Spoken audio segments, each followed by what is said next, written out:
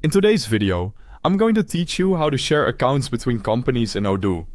If you're working in a multi-company environment, this is a useful setup to know because it allows the same account to be available across more than one company, instead of creating separate versions manually. I'll walk you through the process clearly so you can follow along inside your own Odoo database. To begin, open the Accounting app.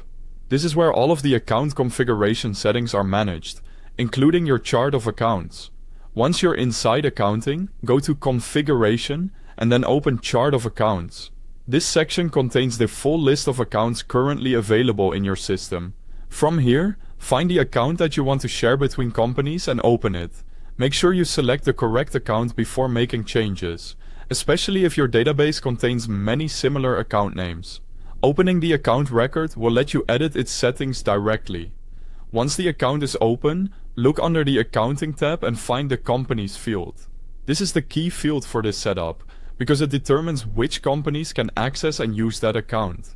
If the field currently shows only one company, that means the account is limited to that company only.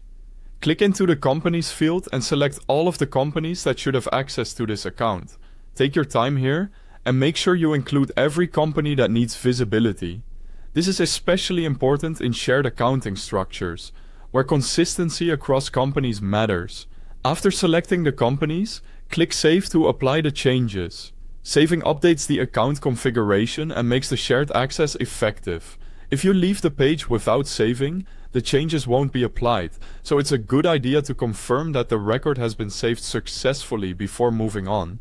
Next, use the company selector in the upper right corner of Odoo and switch to one of the companies you just added.